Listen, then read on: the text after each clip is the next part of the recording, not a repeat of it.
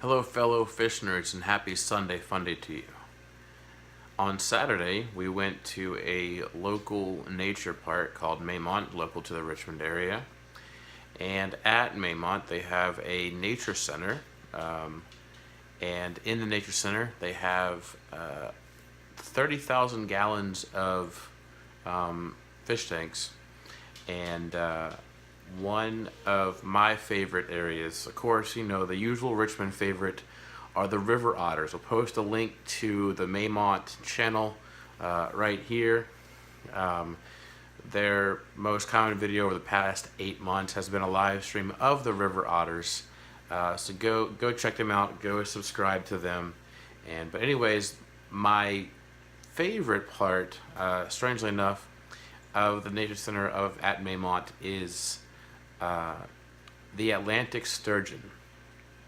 And so this is going to be the first, and in my opinion, the most important part in a probably 3, maybe 4-part weekly series coming out on Sunday. So it'll just be a 3 or 4-part series over the next few weeks. So be sure to turn on notifications and subscribe if you haven't already done so. Click that bell down below. Click that red button down below, so you can catch all 3 or 4 parts. I haven't decided if it's going to be 3 or 4 parts. But like I said, it's the most important because it's something that I feel is very important, and it's educational, I think, very informative.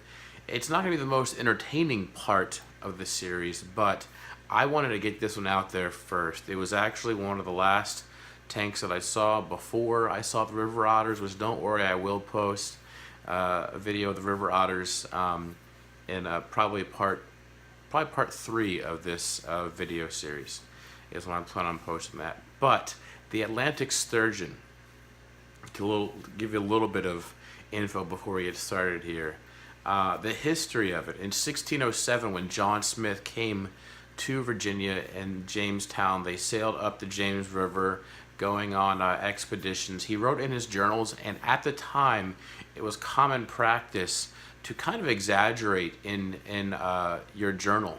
But based on what historians have found and compared, John Smith's recordings in his journals, his entries in his journal, were actually not that far-fetched. He wrote that there were so many Atlantic sturgeon at the fall line on the James River in Richmond, what is now Richmond, that one could almost walk across them as if they were walking across stepping stones. He also wrote that Powhatan Indian boys,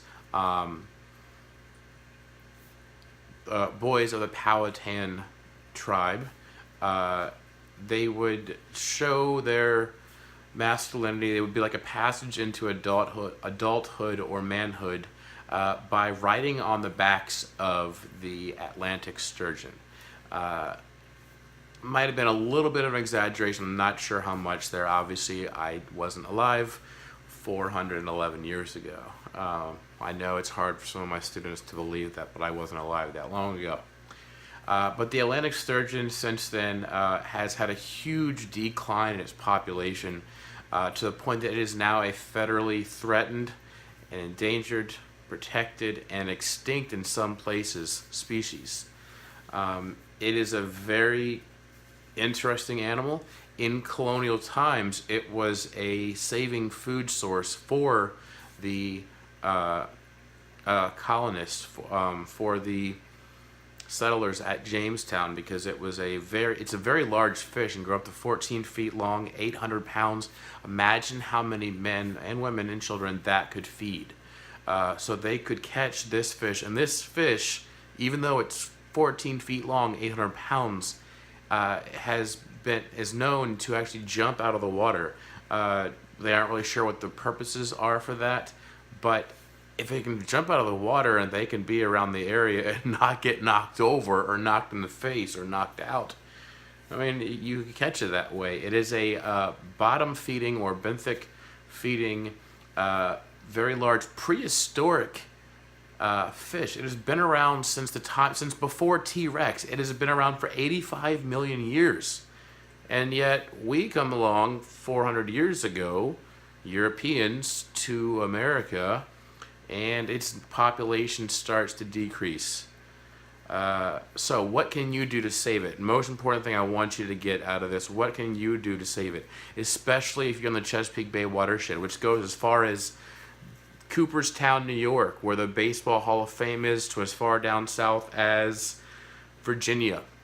Not all of Virginia, but most of Virginia. The James River watershed is the furthest south watershed in the Chesapeake watershed. That includes West Virginia, Maryland, Delaware, New York, Virginia, and Pennsylvania, and I'm forgetting one I know, but I know there's 7 of them. West Virginia, Maryland, Delaware, New York, Virginia. Yeah, it's 5 states. Anyways, all those states flow into the Chesapeake Bay. So if you live in any of those states that flow in the Chesapeake Bay, one thing you can do to help the Atlantic sturgeon population, and this is a very important time, this is why I'm releasing this video right now, is because it's springtime. Do not put fertilizer down in the spring. It pollutes the water, it will cause algae blooms, it will decrease the oxygen in the water, and we all know oxygen content is super important for our aquarium fish. It's also important for the fish in the wild. Fish like the Atlantic sturgeon, the blue crab, etc., etc. It's important for them. So putting fertilizer down in the springtime, fertilizer, nutrients, plus heat, plus sunlight equals algae blooms, blocks out the plants. If these plants didn't get light, then they wouldn't grow. Now, granted, it's just duckweed, but they wouldn't grow. Blocks out the sunlight, causes decomposition, causes an anaerobic environment, lack of oxygen. It will kill the fish, it will kill the plants. It's just a bad situation. It causes dead zones. That's not a horror movie, it's a real thing. It happens in the Chesapeake Bay some summers. So please, do not fertilize in the spring. Fertilize in the fall if you have to. I haven't fertilized, I don't think ever, actually. First off, I don't feel like going and buying it, and second off, it's bad for the environment. Second thing you can do, number 2 thing, and this is no pun intended, well, maybe, pick up after your pet. Pick up their number 2s. Pick it up. Doing those 2 things, you can help to save the Chesapeake Bay and its inhabitants. And I'm pretty sure it's the same way across the country and other threatened waterways and other threatened aquatic ecosystems. Don't fertilize in the spring. Pick up after your pet. Who wants to step in it anyways? So, without further ado, I'm going to go and get to the video and get to the actual footage of the Atlantic sturgeon. It's an awesome fish. I mean, in these tanks it was in the Maymont Nature Center, it had so much personality. It looked like a mix between like a shark with like the personality of like a dog. It was just, it's a super cool fish. You'll notice that in the video.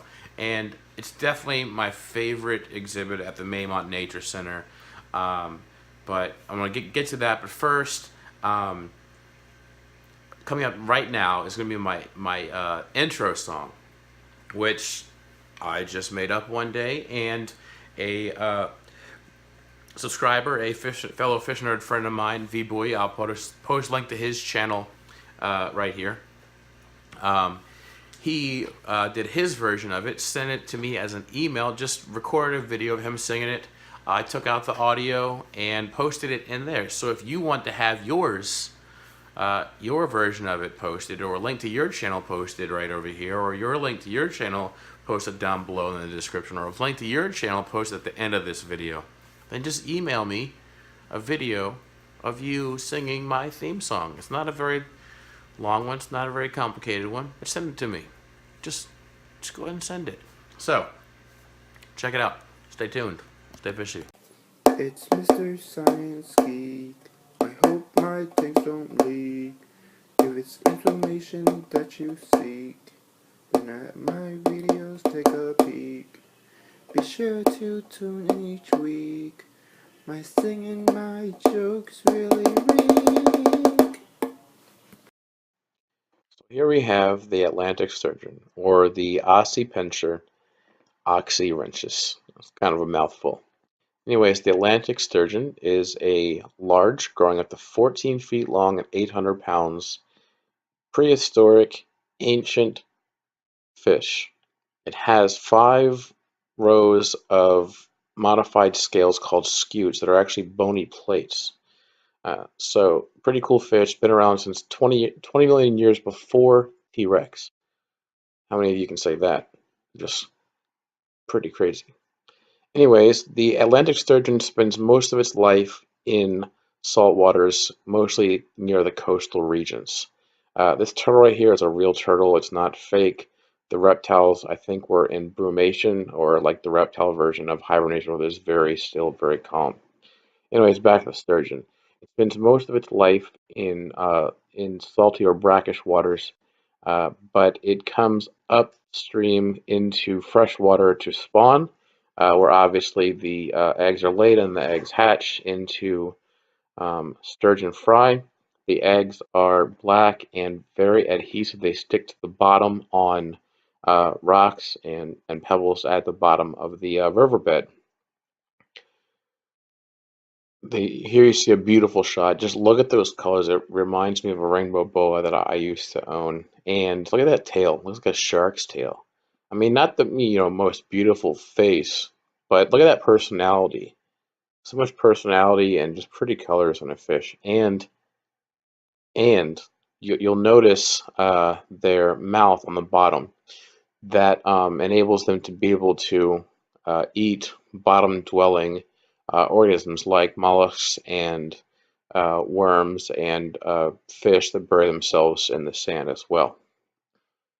But a really cool fish. One of the things the Atlantic sturgeon has going against it is the fact that it is so slow to be able to reproduce. It takes 6 years on average for them to be able to reproduce, which is obviously a long time, which time a lot of things can happen to it. It can die from uh, pollution, boat injuries, being fished, which is actually illegal because it is a federally protected species. But like I said, it takes about 6 years. Faster in warmer areas, the further south you go, as far south as South Carolina, as far north as Canada, which obviously takes longer. Canada is where the largest one was found, 14 feet long, about 811 pounds, I think is the record. But here's the two of them together, just really, really neat fish. They almost seem like little dogs with the personality that they had in this tank here. Anyways, back on topic, talking about the actual fish, not just my opinions of them. Here's a really, it's a much brighter version. I don't know if it's a different strain. There are different species of them. There's the Gulf sturgeon, and then there's the snub nose sturgeon, which obviously has a different shaped nose. The one of the biggest problems that's facing the Atlantic sturgeon is pollution and the sediment buildup on the riverbed, which makes it difficult for them to be able to lay eggs. The pollution is just obviously bad because they're sensitive to the pollution. There's a study done in 2014 by a VCU student, a guy I'd like to meet actually. His name is Matthew, something or another, I forget. But anyways, he was doing a study and actually found that the sturgeon, Atlantic sturgeon, are actually successfully reproducing in the James River. Their numbers there have gotten as low as I think what I've read is 65, which is really sad that they can be counted that low. Um, I hope you found this video informative. Hope it inspires you to not fertilize in the spring, just in the fall if you have to at all. Pick up after your pet, take out number two, and stay tuned for the next parts of this series.